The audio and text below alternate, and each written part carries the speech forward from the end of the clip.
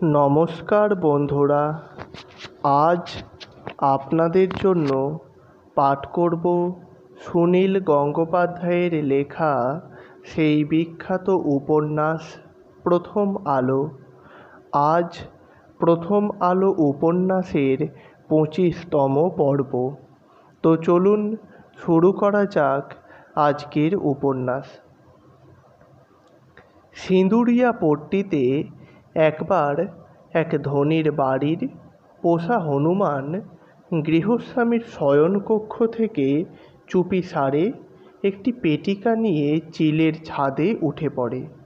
সে ভেবেছিল অতি সযত্নে রক্ষিত এ পেটিকায় নিশ্চিত কোনো দুর্লভ সুখাদ্য আছে। কিন্তু পেটিকাটি খুলে তার আর নৈরাশ্যের অবধি থাকে না।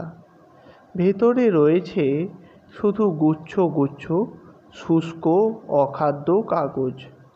পরম অবজ্ঞা ভরে হনুমানটি সেই কাগজগুলি বাতাসে ওড়াতে থাকে।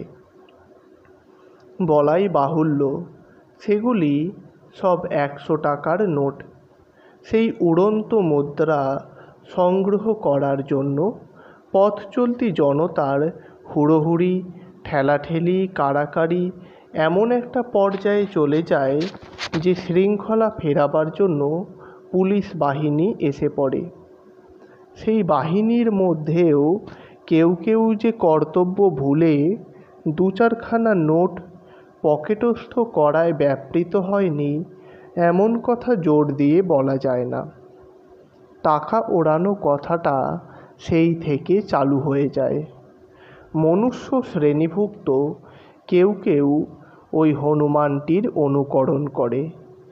ইদানিং গুরমুখ রায় মুসাদ্দি নামে এক মারোয়ারি নন্দনের এই রকম প্রকার দেখা যায়। তার বাবা গণেশ দাস মুসাদ্দি ছিলেন একজন বিশিষ্ট ব্যবসায়ী এবং হোড় মিলার কোম্পানির প্রধান দালাল।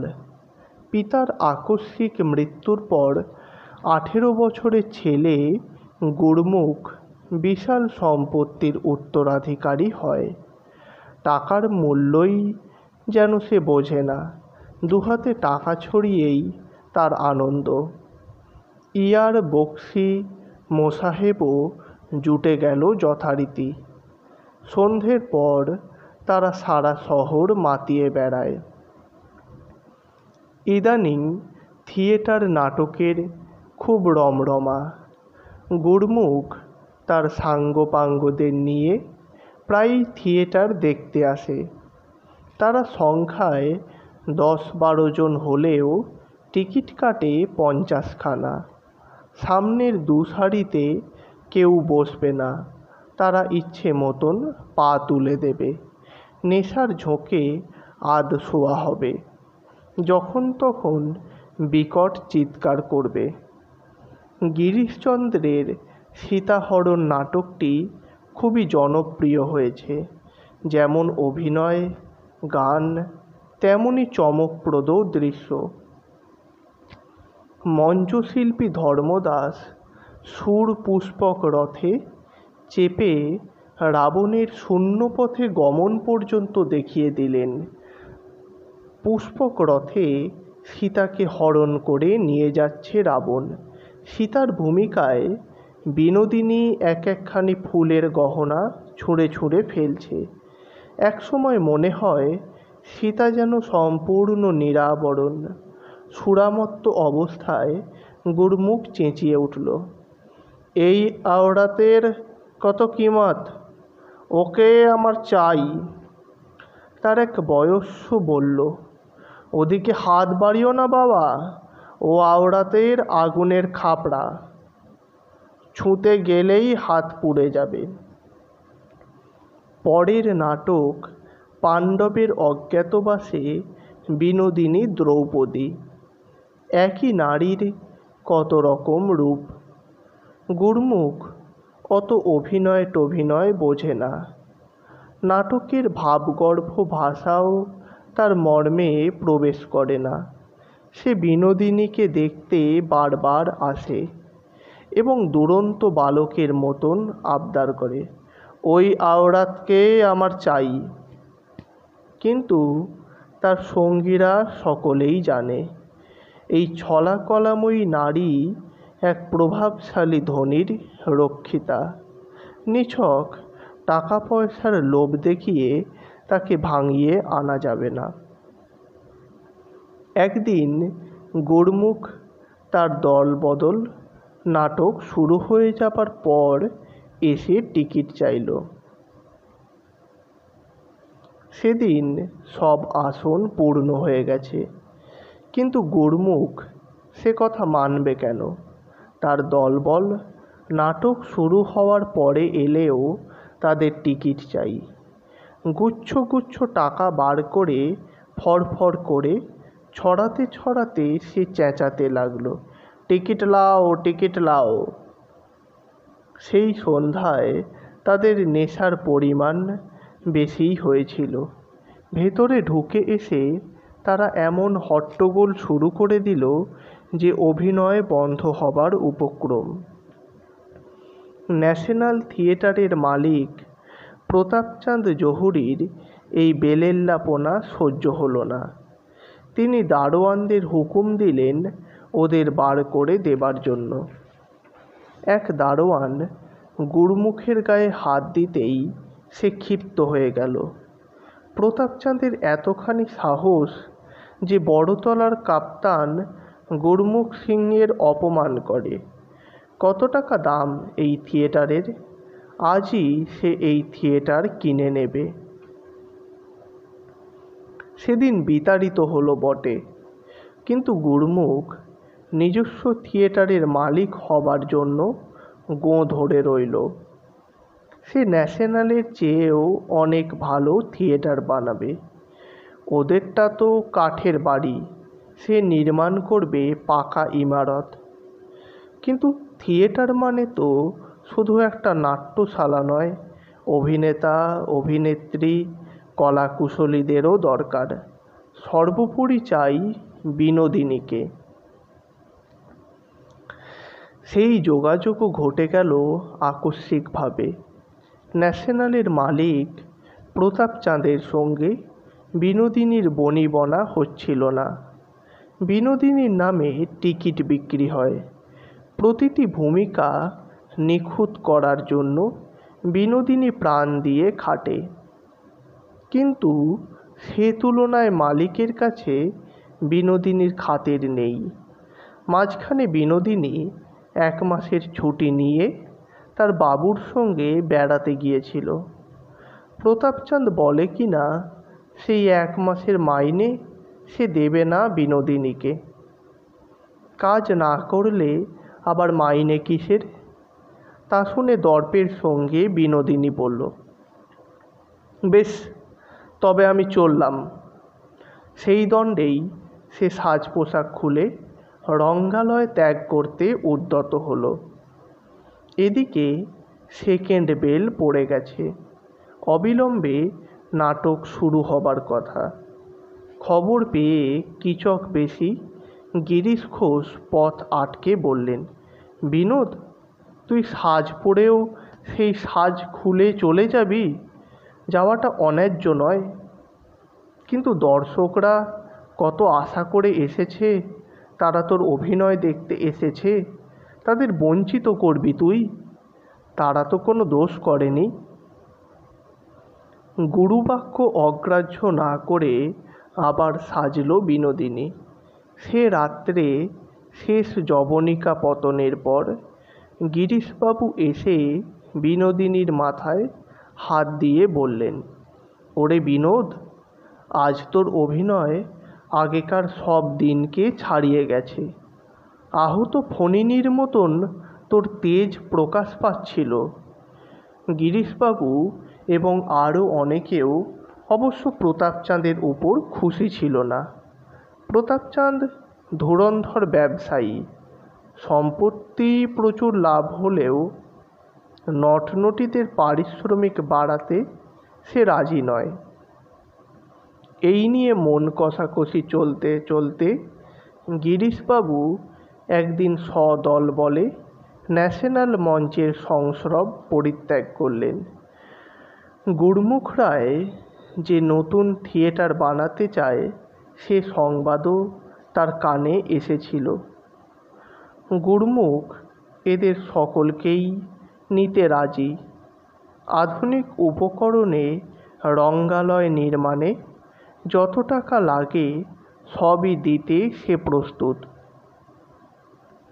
কুশীলবদের পারিশ্রমিকও হবে দ্বিগুণ, কিন্তু তার একটি শর্ত আছে, বিনোদিনীকে তার রক্ষিতা হতে হবে।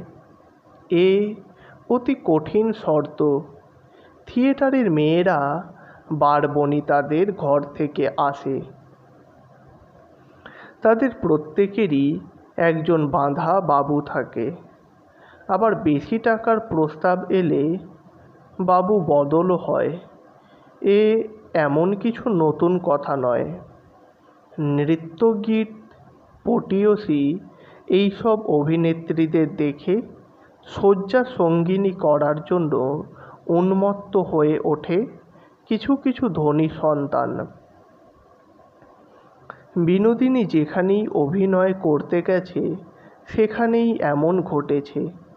একবার লাহোরে গোপাল সিং নামে এক জমিদার মঞ্চে বিনোদিনীকে দেখে মুগ্ধ হয়ে প্রায় জোর করেই তাকে উপপত্নী বানাতে চায়। সেবারে গোপনে লাহোর ছেড়ে পালিয়ে আসতে হয়। বিনোদিনীর বর্তমান রক্ষক এক বিশিষ্ট বাঙালি জমিদার বংশের সন্তান। সবাই তাকে চেনে, কিন্তু পাছে তার বংশের সম্ভ্রম ক্ষুণ্ণ হয়, তাই কেউ তার নাম উচ্চারণ করে না। তাকে অবাবু বলে উল্লেখ করা হয়। এই অবাবুর যেমন টাকা খরচের কার্পণ্য নেই, তেমনি বিনোদিনীর প্রতি ব্যবহারও অতি ভদ্র। সে থিয়েটার নিয়ে মাথা ঘামায় না। থিয়েটারের লোকজন ডেকে বাড়িতে মদের আসরও বসায় না। বিনোদিনীর সঙ্গে তার সম্পর্কটা নিভৃত। সেই অবাবুকে বিনোদিনী ত্যাগ করবে কি করে? বারবনিতাদেরও নীতিবোধ থাকে। অবাবু কোনো অন্যায় করেনি। বিনোদিনীর প্রতি সামান্য অনাদরও দেখায়নি। অবাবু কিছুদিনের জন্য কলকাতার বাইরে গেছে। এর মধ্যে এলো গুরমুখের এই প্রস্তাব। নিজস্ব একটি নতুন রঙ্গমঞ্চ গড়ার জন্য গিরিশ, অমৃতলালদের উৎসাহের অবধি নেই। নকশা তৈরি হয়ে গেছে। বিডন স্ট্রিটেই কীর্তি মিত্তিরের জমি লিজ নেবার বন্দোবস্ত একেবারে পাকা। কিন্তু গুরমুখের ওই শর্তটিই হলো প্রধান বাধা। বিনোদিনী রাজি হতে পারে না। গুরমুখেরও জেদ, তাহলে সে থিয়েটার বানাবে না। গিরিশ, অমৃতলাল ও অন্যান্য সমস্ত নটনটিরা বিনোদিনীকে ধরে বসল। বিনোদিনীর ওপরেই সব কিছু নির্ভর করছে। নিজস্ব একটি রঙ্গমঞ্চ পাবার এমন একটা সুবর্ণ সুযোগ হাতছাড়া হয়ে যাবে। গিরিশবাবু বললেন, বিনোদ, থিয়েটারের জন্যই লোকে তোকে চেনে। মঞ্চেই আমরা অসাধারণ, মঞ্চের বাইরে আমরা কেউ না। সেই থিয়েটারের জন্য তুই এইটুকু ত্যাগ স্বীকার করতে পারবি না? অন্য একজন বলল, অবাবুর উপর তোর এত দায় কিসের? সে মুখে তোকে অত সোহাগ জানায়, যেন তোকে বই আর কারুকে জানে না। কিন্তু সে এখন কলকাতায় নেই কেন? তোকে না জানিয়ে চুপি চুপি বিয়ে করতে গেছে। গুরমুখ সিং বিনোদিনীর চেয়েও বয়সে ছোট। বিকৃত, উৎকট তার স্বভাব। সবাই মিলে বিনোদিনীকে তার শয্যায় পাঠাতে চায়। একটি নিজস্ব রঙ্গমঞ্চ পাবার বাসনায়। এতদিনের সহচর সহচরীদের কাতর অনুনয় বিনয় আর এড়াতে পারল না বিনোদিনী। সে বাধ্য হয়ে সম্মতি জানিয়ে দিল। খবর পেয়ে কলকাতায় ছুটে এলো অবাবু। বিনোদিনীকে সে কিছুতেই ছাড়বে না। টাকার জোর আছে বলেই কেউ বিনোদিনীকে কেড়ে নেবে। নিজের জমিদারি থেকে লাঠিয়াল আনিয়ে বাড়ি ঘেরাও করে রাখল। বিনোদিনীর সঙ্গে কেউ দেখা করতে পারবে না। গুরমুখ রায়ও কম যায় কিসে। সে জমিদার না হলেও কলকাতা শহরে ভাড়াটে গুন্ডা ঠ্যাঙাড়ের অভাব আছে। গুরমুখ নিযুক্ত একদল গুন্ডা জোর করে বিনোদিনীকে ছাড়িয়ে আনতে গেল। শুরু হয়ে গেল মারামারি, রক্তপাত, তারপর পুলিশের হাঙ্গামা। ট্রয়ের হেলেন কিংবা মিশরের ক্লিওপেট্রাকে নিয়ে যেরকম রক্তক্ষয়ী সংঘর্ষ, তারই ছোটোখাটো সংস্করণ এখন বহু জায়গায় ঘটে যাচ্ছে। এইসব ডামাডোলের মধ্যে গিরিশ সম্প্রদায় বিনোদিনীকে সরিয়ে নিয়ে গেল এক অজ্ঞাত স্থানে। অতি ঘনিষ্ঠ ২-৪ জন ছাড়া কেউ তার সন্ধান জানে না। দ্রুত গতিতে থিয়েটার ভবনের নির্মাণ কার্য চলছে। নিজেদের দল গড়ায়, উত্তেজনায় সবাই অধীর। নতুন নাটক নামাতে হবে এবং বিনোদিনী অভিনয় না করলে দর্শকদের ব্যাকুল করা যাবে না। গিরিশবাবু দক্ষযজ্ঞ নামে দ্রুত নাটক লিখে ফেলেছেন। গোপনে গোপনে বিনোদিনীকে এনে অন্য একটি বাড়িতে মহড়া চলছে।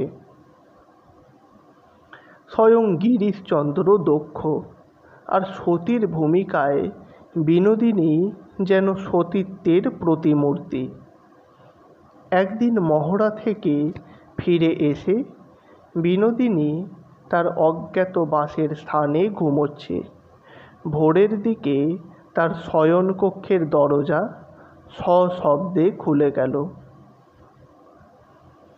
কাঁচা ঘুম ভেঙে বিনোদিনী দেখল জুতো মশমশিয়ে সে ঘরে ঢুকছে অবাবু, একেবারে যদ্ধি বেশে। কোমরে ঝুলছে তলোয়ার, ক্রোধে গনগনে মুখ। গম্ভীর কণ্ঠে সে বলল, এত ঘুম কেন মেনি? বিনোদিনী ধড়মড়িয়ে উঠে বসতেই অবাবু একগোছা টাকা বার করে বলল, মেনি, তুমি কিছুতেই ওই মরকটটার কাছে যেতে পারবে না। ওই সব থিয়েটারের বাজে লোকদের সংসর্গও তোমাকে ছাড়তে হবে। তোমার জন্য যদি ওদের কিছু টাকা খরচ হয়ে থাকে, এই নাও 10,000, দিয়ে সকলকে ভাগাও। বিনোদিনী বলল, না না, তার হয় না। আমি ওদের কথা দিয়েছি, থিয়েটারের বন্ধুদের আমি ছাড়তে পারবো না। অবাবু অবজ্ঞার সঙ্গে বললেন, কথা দিয়েছ?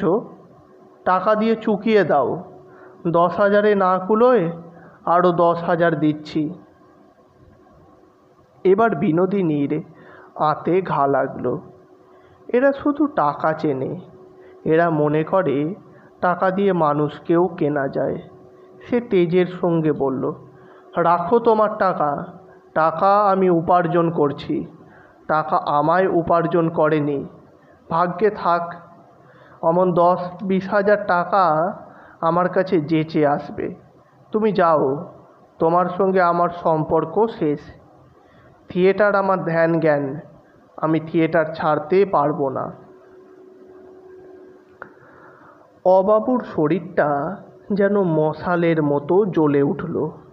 খাপ থেকে তলোয়ার খুলে সে বলল, বটে, ভেবেছিস আমি তোকে অত সহজে ছেড়ে দেব?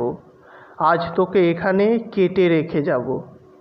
সে উদ্যত তলোয়ারের সামনে বিনোদিনী ভাবল, তার 19 বছরের জীবনের এখানেই শেষ। প্রচণ্ড জোরে কোপ পড়ার শেষ মুহূর্তে বিদ্যুৎ গতিতে মাথা সরিয়ে নিল বিনোদিনী। পাশের একটা হারমোনিয়ামে সে কোপ পড়ে গেঁথে গেল 2 ইঞ্চি। আবার তলোয়ারটা ছাড়িয়ে নিয়ে মারতে যেতেই বিনোদিনী ত্রস্ত হরিণীর মতন ছুটতে লাগলো সারা ঘরে। অবাবু উন্মত্তের মতন কোপ দিতে লাগলো যেখানে সেখানে। কোনোক্রমে একবার বিনোদিনী অবাবুর একেবারে সামনে এসে পড়ে, তার হাত চেপে ধরে বলল, ওগো, তুমি এ কী করছো? আমাকে মারতে চাও মারো, আমার এই কলঙ্কিত জীবন গেল বা রইল তাতে ক্ষতি কী? কিন্তু আমার যে হাতে দড়ি পড়বে, খুনের দায়ে তুমি। অবাবু চিৎকার করে বলল, 20,000 টাকা দিয়ে উকিল মোক্তার লাগাবো, যা হয় হবে, কিন্তু তোকে যেতে দেব না। বিনোদিনী বলল, আমি সামান্য এক নারী, এক ঘৃণিত বারাঙ্গনা, আমার জন্য সব খোয়াবে? তোমার বংশের সুনামের কথা ভাবো, একবার পরিণামের কথা ভাবো। অবাবু এবার তলোয়ারটা দূরে ছুঁড়ে ফেলে দিল।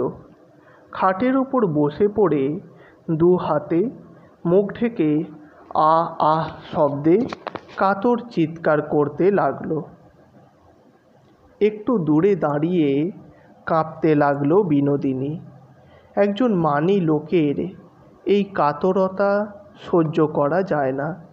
একবার সে ভাবল, কাছে গিয়ে অবাবুর মাথায় হাত দিয়ে বলবে, ওগো, আমার ঘাট হয়েছে, আর আমি ওদের কাছে যাব না, তোমার অবাধ্য হব না, তুমি আমাকে নিয়ে চলো।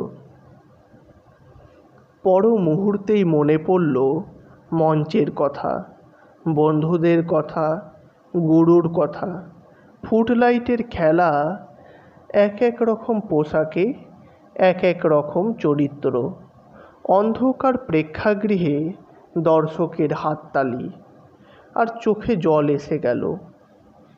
একটু পরে মুখ থেকে হাত সরিয়ে কয়েক পলক এক দৃষ্টে তাকিয়ে রইল অবাবু।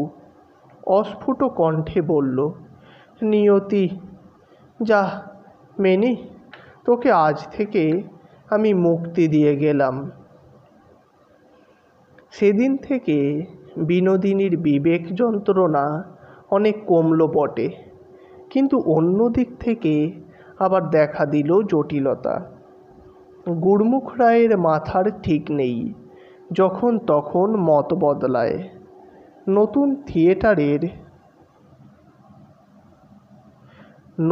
থিয়েটারের পরিচালনা পদ্ধতি বিষয়ে গিরিশ বাবুদের সঙ্গে সামান্য মতান্তর হতেই একদিন সে বিনোদিনীর কাছে দপদপিয়ে এসে বলল,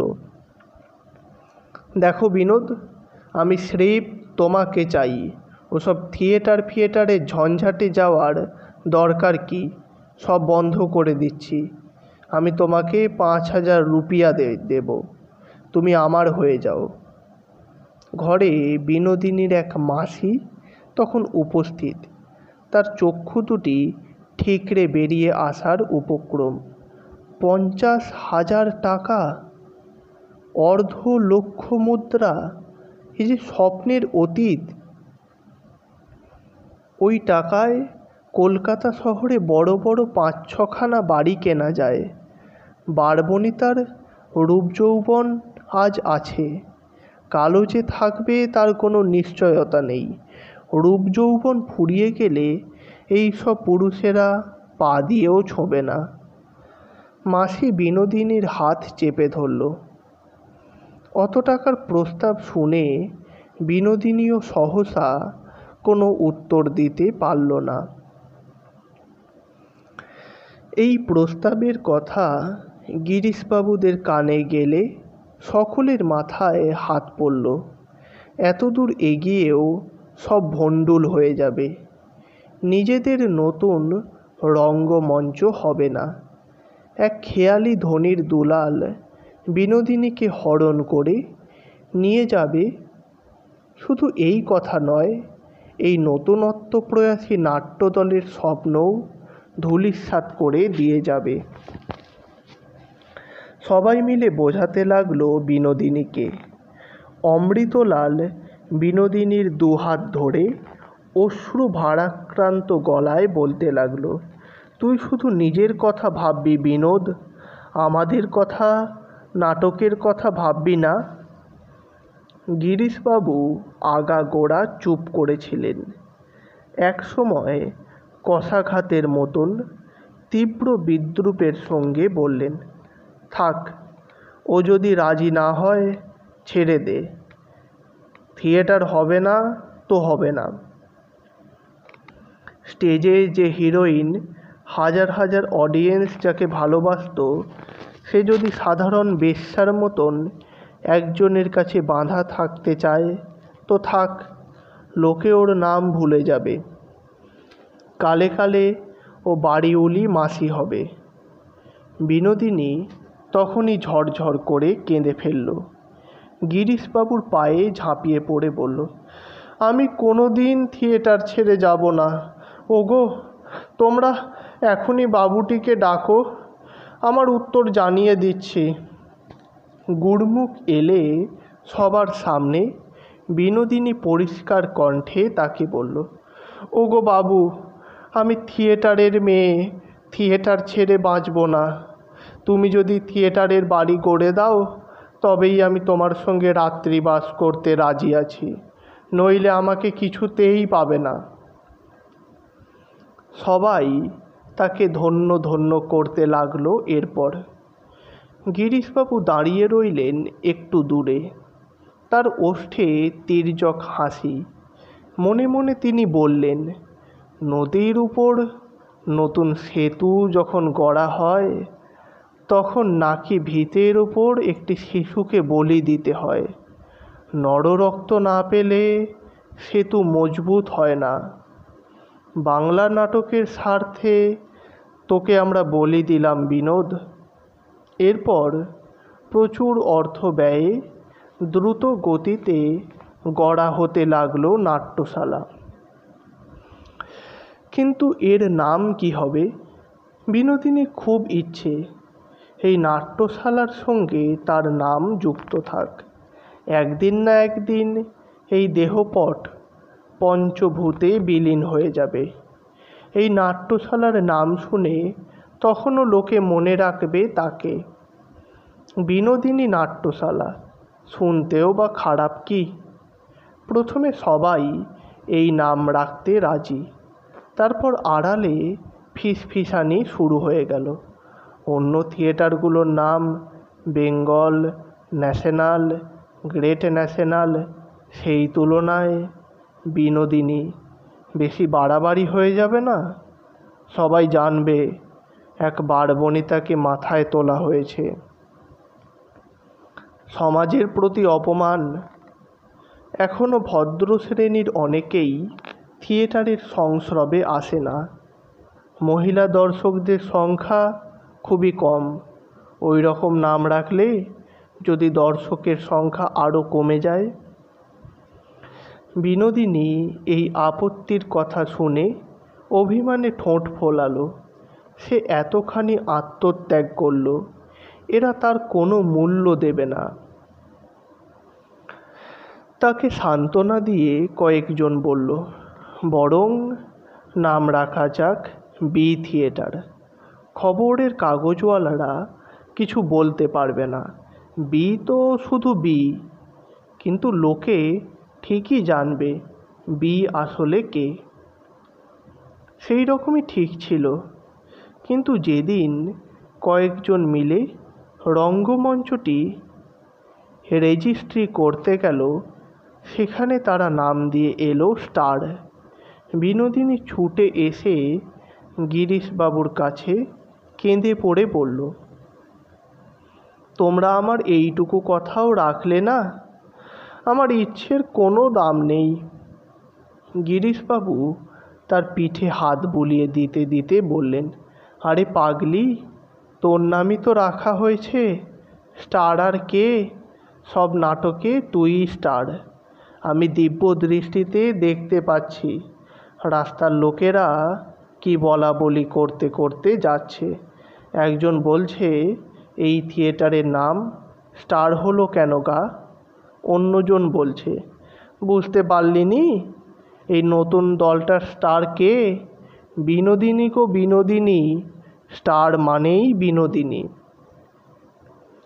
স্টার থিয়েটার গড়ার পেছনে এই সব কলহ, মান অভিমান, ত্যাগ ও লালসা সবই তুচ্ছ যদি সামাজিক পটভূমিকায় এর বিচার করা যায়। গিরিশবাবু নিজেও তখনও জানেন না এই স্টার রঙ্গমঞ্চ অবলম্বন করে তিনি সমাজ পরিবর্তনে কতটা অংশগ্রহণ করে যাচ্ছেন।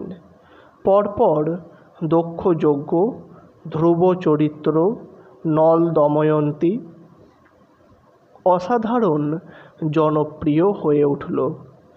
আগে থিয়েটার দেখতে আসতো কিছু উচ্চশিক্ষিত, কিছু ধনী সম্প্রদায় আর অনেক মাতাল গেঁজেল আমোদখোর।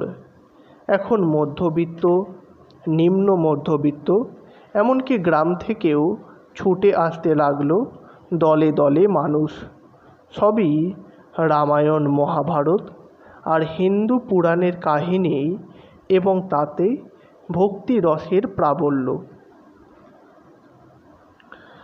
প্রতিদ্বন্দ্বী ন্যাশনাল থিয়েটারে কাহিনীতে আর লোকের আগ্রহ নেই। গিরিশবাবুর নাটকগুলিতে সাধারণ হিন্দু সম্প্রদায় যেন আত্ম আবিষ্কার করতে লাগলো। সাহেবরা যখন তখন হিন্দু ধর্মের নিন্দা করে। হিন্দু সম্প্রদায় যেন আত্ম আবিষ্কার করতে লাগলো। সাহেবরা যখন তখন হিন্দু ধর্মের নিন্দা করলেও ব্রাহ্মদের শুষ্ক পরম ব্রহ্ম তত্ত্ব সাধারণ হিন্দুরা হৃদয়ঙ্গম করতে পারে না। পাদ্রীরা হিন্দুদের এতগুলি ঠাকুর দেবতাদের নিয়ে ব্যঙ্গ বিদ্রুপ করেই ব্রাহ্মরা ও শিক্ষিত সম্প্রদায়ও এইসব পুতুল পূজার ঘোর বিরোধী। অল্প শিক্ষিত বা অশিক্ষিত হিন্দুরা পূর্ব সংস্কার বিসর্জন দিয়ে নতুন কি আঁকড়ে ধরবে তা বুঝতে না পেরে দিশেহারা হয়ে গিয়েছিল। গিরিশবাবুর নাটকে তারা ফিরে পেল বংশানুক্রমিক বিশ্বাস। 100টা বক্তৃতার চেয়েও একটি বিশ্বাসযোগ্য নাটকের শক্তি বেশি। গিরিশবাবুর নাটকে যুক্তিবাদ চাপা পড়ে গেল প্রবল ভক্তিবাদে। ঠাকুর দেবতারা জীবন্ত হয়ে উঠল। অধিকাংশ মানুষই বেদ উপনিষদ পড়েনি, পড়লেও বুঝবে না। মহাকাব্য পুরাণের গল্পগুলিও ঠিক মতন জানে না। নাটক দেখতে এসে তারা গিরিশ, অমৃতলাল, বিনোদিনীর অভিনয় দেখে না। তারা দেখতে পায় জীবন্ত শিব, বিষ্ণু, ভক্ত ধ্রুব আর পতিপরায়ণা দময়ন্তীকে, যারা সব হিন্দুর আদর্শ। মুসলমানরা এই সব নাটকের ধারে কাছে আসে না। ব্রাহ্ম আন্দোলনও একটা জোর ধাক্কা খেল। গিরিশ ঘোষের মধ্যেও একটা বিরাট পরিবর্তন এসেছে। বাগবাজারের বোসপাড়ায় ছেলে গিরিশ 14 বছর বয়সেই বাপ মাকে হারায়। মাথার উপর আর কোনো অভিভাবক ছিল না, সুতরাং বখামি শিখতে দেরি হলো না।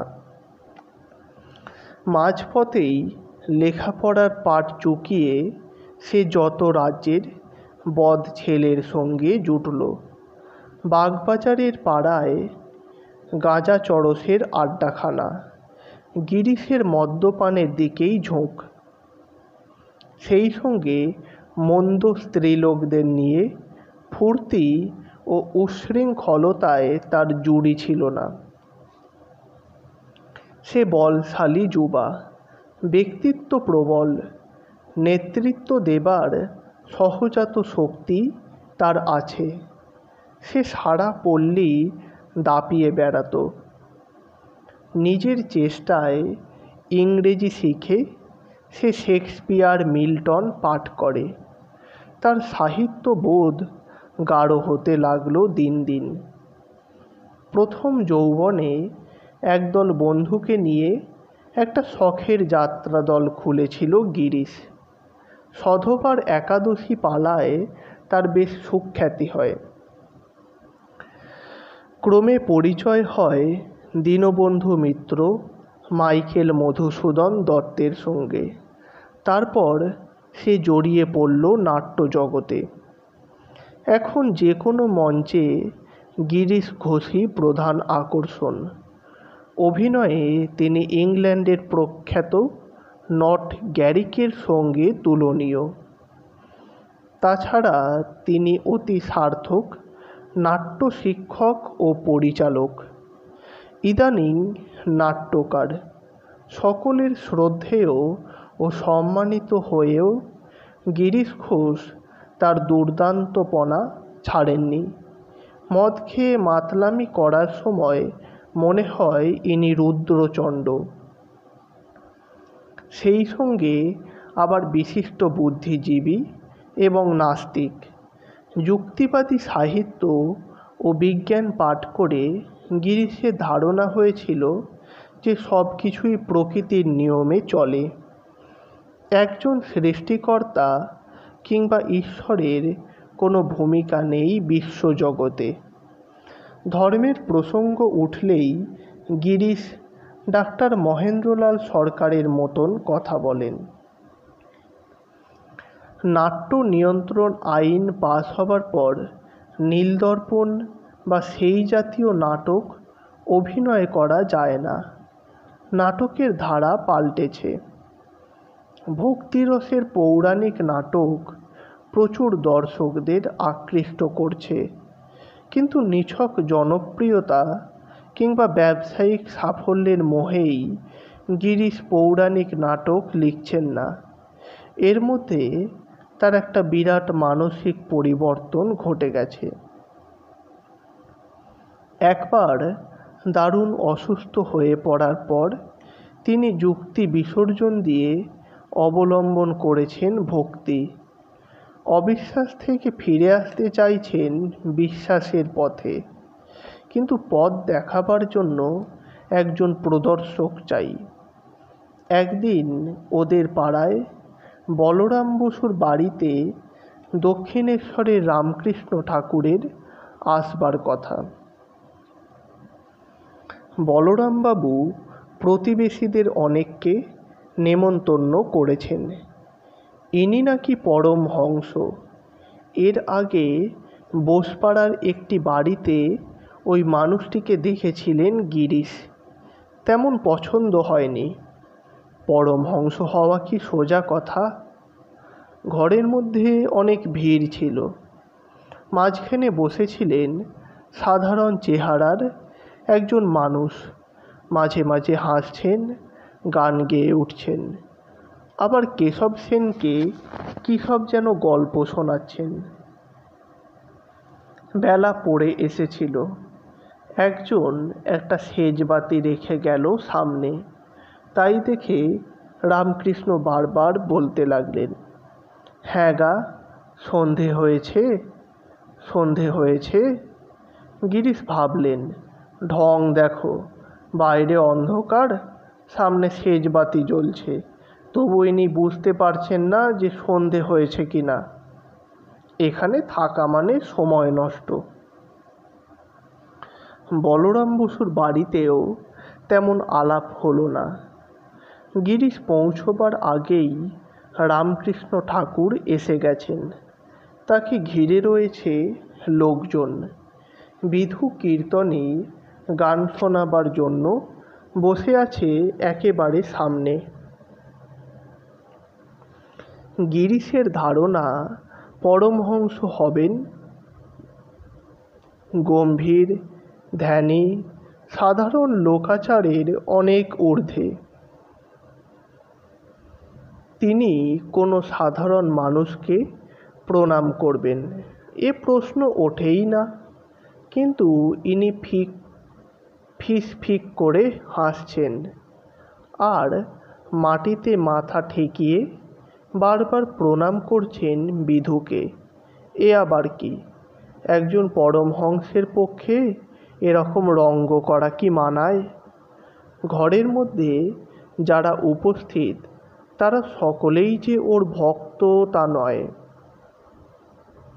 অনেকে আগে ওর নামই শোনেনি, এসেছে বলরাম বোসের আমন্ত্রণে, কেউ কেউ এসেছে নিছক কৌতূহলে। ওর ভাবভঙ্গি দেখে ফিসফিসিয়ে বিরূপ মন্তব্য করছে দু একজন। একটু পরে দরজার কাছে এসে এক ব্যক্তি হাতছানি দিয়ে ডাকলেন গিরিশকে।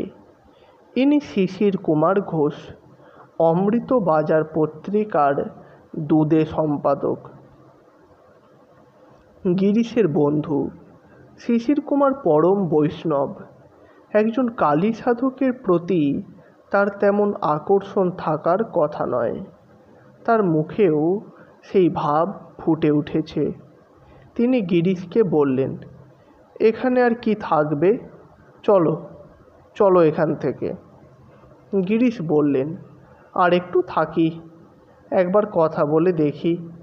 শিশির কুমার ওষ্ঠ উল্টে বললেন, দেখবার কি আছে, চলো আমরা অন্য জায়গায় গল্প করি গে। এক প্রকার জোর করেই শিশির কুমার গিরিশকে বাইরে নিয়ে এলেন।